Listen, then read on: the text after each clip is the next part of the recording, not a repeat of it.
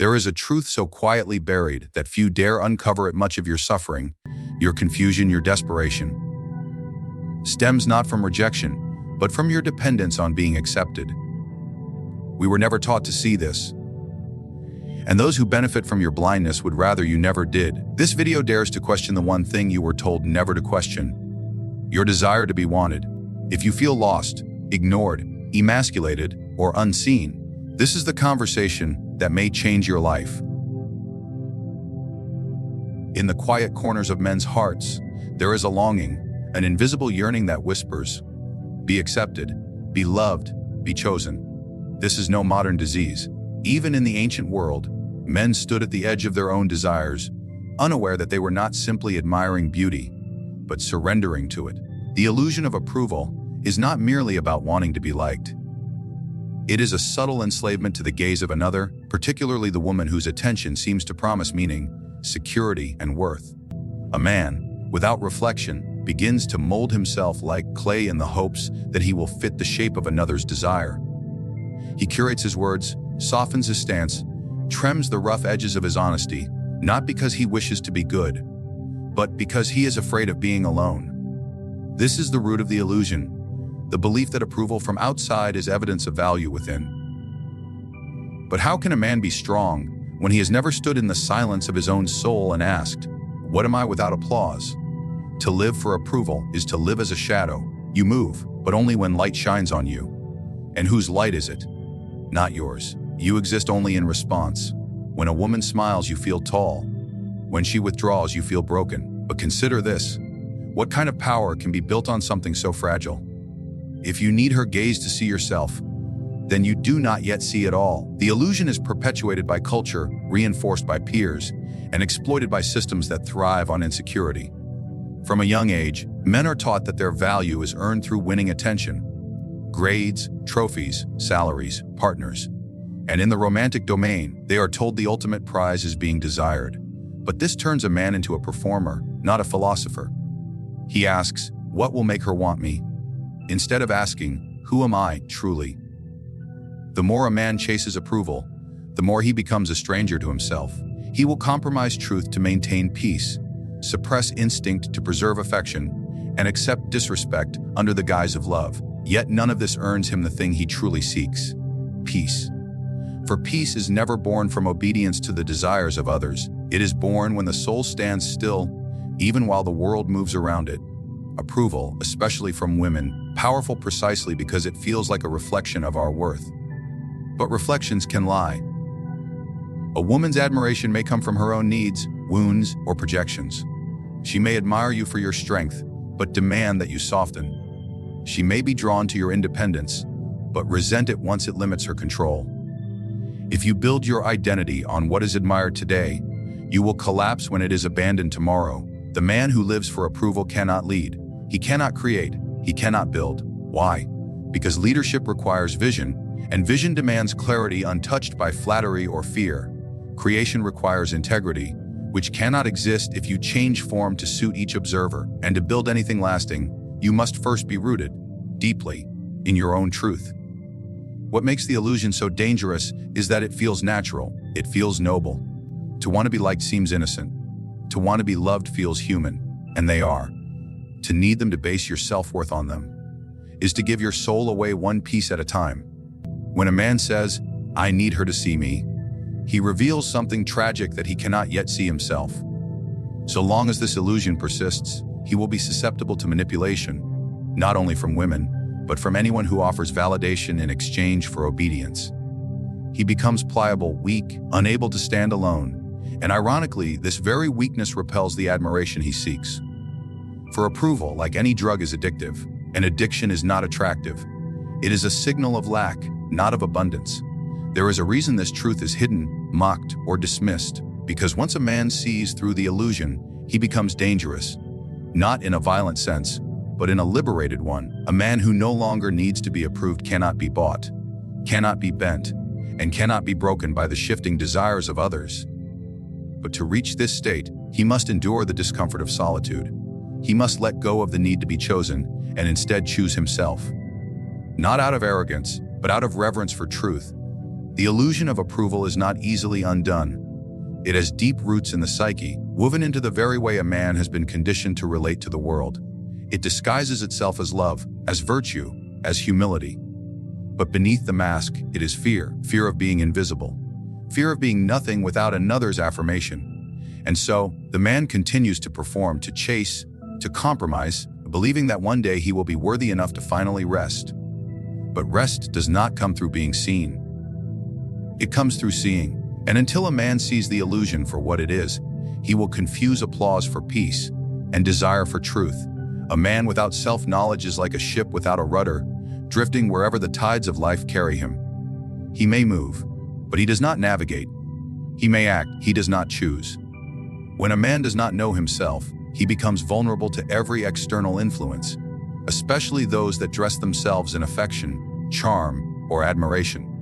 The most dangerous chains are the ones that feel like kisses, and it is in the absence of self-inquiry that a man becomes bound to those who know how to pull the strings of his unconscious longing. In every generation, men are taught how to achieve, how to win, how to acquire, but they are rarely taught how to reflect.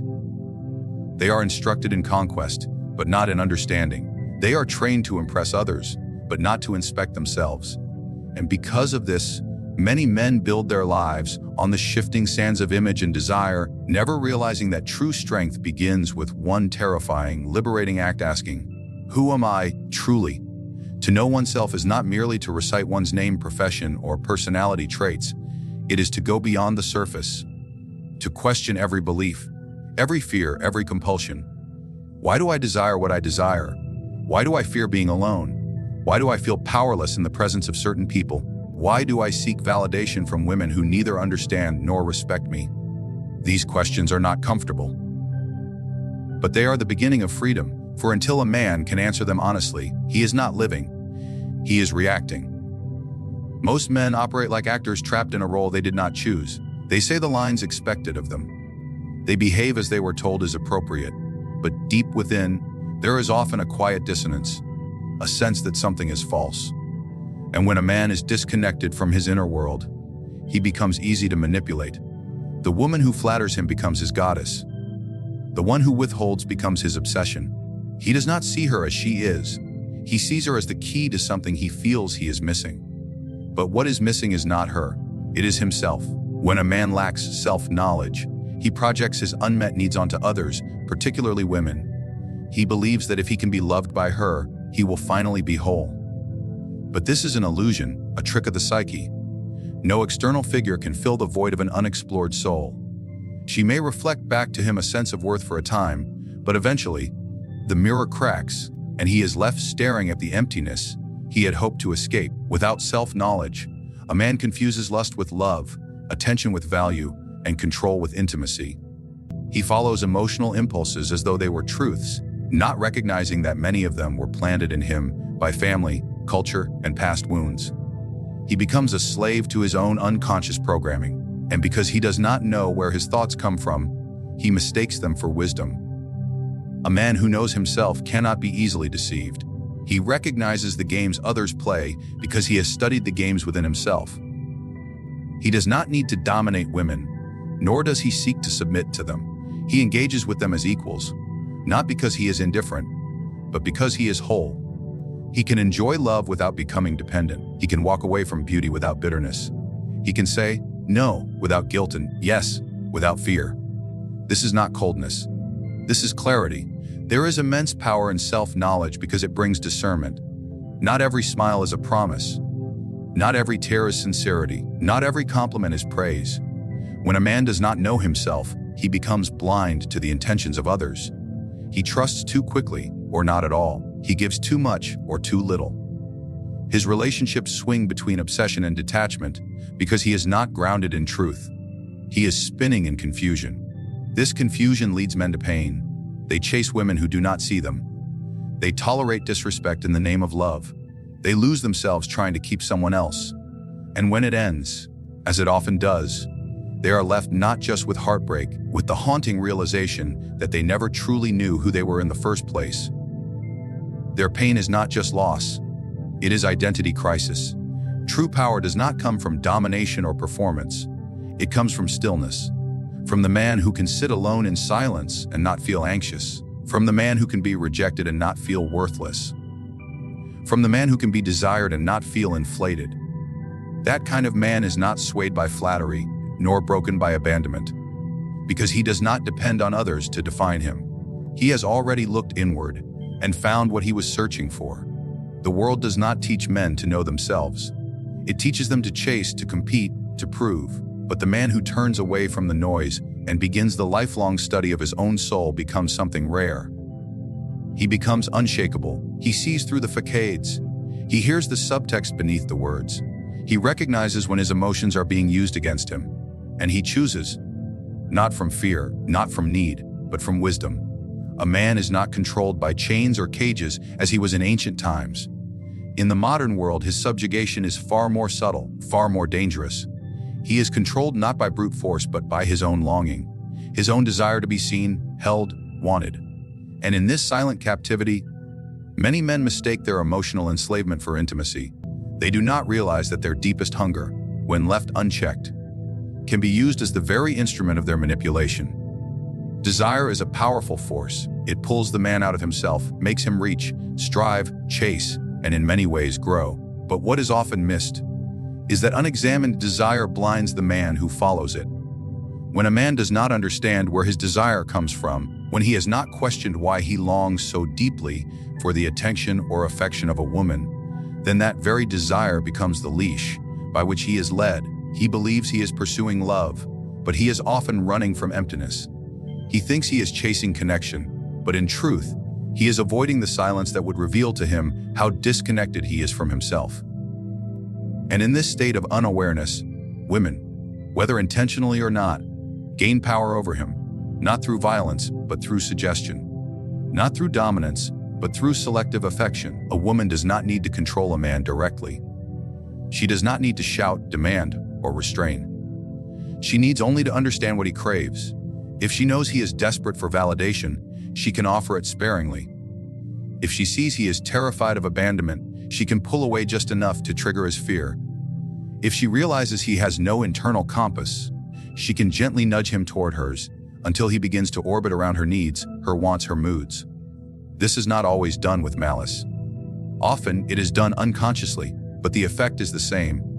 The man lost in desire begins to contort himself, bit by bit, to preserve access to the thing he believes he cannot live without. This is the quiet form of control. It does not look like coercion. It looks like compromise. The man tells himself, "I'm just being a good partner," while swallowing his truth. He says, "I'm just making her happy." While erasing parts of himself, he becomes agreeable, compliant, and accommodating, believing that this will earn him the affection he seeks. But the more he gives away his boundaries, the less he is respected. And the less he is respected, the more he feels the need to prove his worth, creating a vicious cycle of self-abandonment disguised as devotion. What he fails to see is that he has turned love into a transaction. His kindness is no longer an expression of strength, but a tool for reward. He behaves not according to his values, but according to what he thinks will keep her close. He is no longer a man. He is a negotiator, bargaining for scraps of affection. And the tragedy is, he believes this is love. True desire, when rooted in awareness, is clean, strong, and clear. It moves a man toward beauty, connection, and creation without distorting him. But desire, when rooted in fear, becomes a weapon that can be used against him. It makes him a servant to moods he cannot control. It makes him fearful of losing someone who may not even truly value him. It makes him mistake drama for passion, intensity for depth, and volatility for significance. There are men who spend years trapped in relationships that slowly dismantle their identity. Not because they are weak, but because they are addicted to the feeling of being wanted. Addicted to the validation that comes and goes like the tide. Addicted to the hope that one day, if they are good enough, she will love them without conditions. But love that must be earned through sacrifice of the self is not love. It is control. A man who does not know the mechanics of his own desire is always at risk of becoming a puppet. His strings are not pulled by brute force, by soft hands and warm smiles. And because the manipulation feels good at first, he does not recognize it until it has already reshaped him. He may even defend the one who manipulates him, believing that the pain he feels is his fault, that if only he were better, more loving, more patient, she would return to the softness she once showed. But this illusion keeps him tethered to a performance, not a partnership. This is the invisible prison so many men live in. Their jailer is not outside of them. It is their own unconscious yearning. The fear of losing what they think they need to feel whole drives them to accept things that insult their integrity. They think they are fighting for love, when in truth, they are surrendering to dependency. And dependency is not affection. It is a subtle domination, cloaked in intimacy. To desire is human. To be ruled by desire is to become less than human. It is to live not as a man, but as a reaction. And those who understand how easily desire can distort judgment will always have the upper hand over those who do not. The man who cannot pause, reflect, and question his impulses is doomed to repeat them. And in that repetition, he will give away his power, his peace, and eventually, his sense of self. There is a fear so deeply buried in the heart of man that it rarely speaks in words, but its presence shapes nearly every decision he makes. It is the fear of being alone, not merely without company, but without significance. This fear is not just about sitting in an empty room, it is about staring into the mirror and not knowing whether you matter if no one is watching. And because of this silent terror, countless men abandon themselves to be with others, particularly women, hoping that through connection, they will escape the weight of their own solitude. From youth, men are conditioned to seek companionship not as an act of wholeness, but as a cure for their emptiness. They are taught that being chosen is proof of being valuable, that love from another will finally resolve the aching question within. Am I enough? So they go searching, not for someone to walk beside them, but for someone to tell them who they are. And in this pursuit, they often do not find love. They find dependency dressed as affection. This fear of being alone drives men into relationships that degrade them. It leads them to stay with women who do not respect them, to tolerate behavior that wounds their soul, to betray their own principles just to avoid the silence that follows separation. A man terrified of being alone will call his fear loyalty, his weakness compassion, and his submission romance. But beneath every excuse lies a truth he refuses to look at, that he would rather be mistreated than be alone with himself. What he doesn't realize is that the inability to be alone is not a flaw in his environment. It is a fracture in his identity. A man cannot sit in solitude without feeling insignificant. It means he has tied his worth to how others perceive him. It means his existence has never been grounded in self-respect, but in social reflection. Like a shadow that only appears when there is light, he believes he only matters when someone is watching. So he performs, adapts, conforms, all in the name of connection, but at the cost of his authenticity. Aloneness, properly embraced, is not isolation. It is the birthplace of truth. It is in solitude that a man meets himself. Not the self that is shaped by approval or desire, but the raw, unfiltered self who remains when the applause fades. And yet, this encounter is what most men fear. Because in solitude, there is no distraction, no escape, only the echo of one's own soul.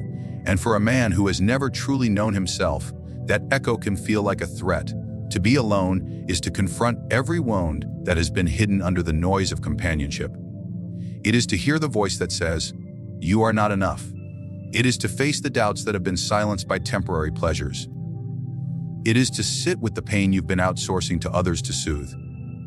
And yet, it is in this confrontation that transformation begins. For no man becomes free until he can look at his inner void without flinching. A man who fears being alone will always be ruled by those who can offer him presence. He will chase relationships not out of love, but out of terror. He will over-invest, over-promise, and over-sacrifice, hoping that by holding someone close, he can silence the dread within. But this only deepens the dependency and makes him more vulnerable to control.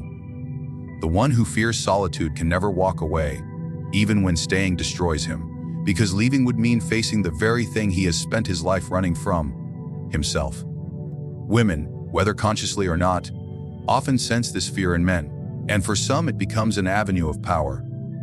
The threat of distance, the withdrawal of attention, the silent treatment. These tactics pierce the man who cannot stand to be alone.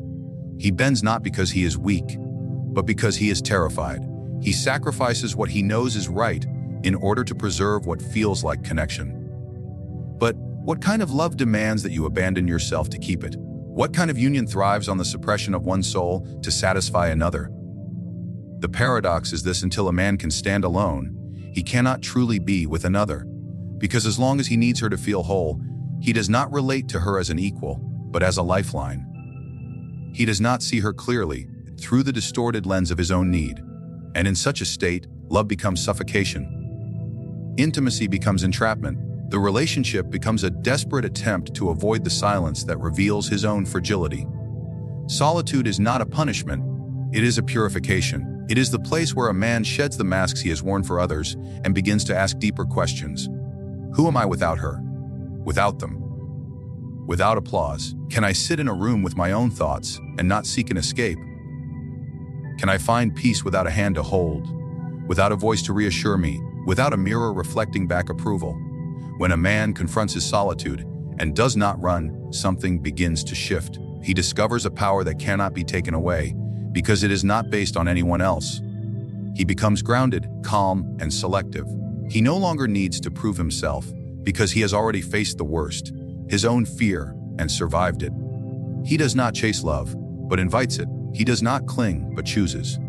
And when he speaks from stillness, not desperation. But to reach this state, a man must walk through the wilderness of his own soul. He must allow the loneliness to burn away the illusions. He must learn to befriend the silence, to sit with the parts of himself he once rejected, and to build a foundation of worth that no one can shake. Not because he is indifferent to connection, because he has realized that no connection can be healthy unless it is formed by two individuals who are already whole. Now you see, the problem was never women, nor love, nor desire. The problem is that man, unaware of himself, wanders through life seeking his worth in the eyes of others, especially in the eyes of women. He becomes the actor in a theater not of his own making, performing roles he does not understand, hoping the applause will silence the emptiness he refuses to face. He confuses validation with value, tension with affection, control with connection. And in doing so, he trades his sovereignty for security, his wisdom for approval, and his silence for noise. But the one who pauses to ask the uncomfortable questions, the one who dares to sit in his own solitude without reaching for distraction, he begins to see clearly. He no longer worships the fleeting, no longer fears being alone, and no longer offers his soul for sale in exchange for fleeting pleasure or shallow praise. He understands that the true path of strength is not paved with submission or seduction, but with self-knowledge, discipline, the refusal to be governed by fear. A man who knows himself cannot be manipulated. He does not fear being alone because he is already complete. He does not chase approval because his actions are guided by principle. And he does not confuse love with dependence, for he has stood in the fire of his own soul and come out whole. That is why they don't want you to find this video. Not they, as individuals, part of the world that benefits from your ignorance, your blindness, your need to be accepted. Because once a man awakens, he cannot be used. Once he sees the truth, he cannot unsee it. Once he chooses the path of wisdom over weakness, his presence becomes a threat to everything built on illusion. So now, the question remains, not for me to answer, but for you to ask yourself, will you continue to seek yourself in others, or will you turn inward and reclaim the only thing that has ever truly been yours, yourself?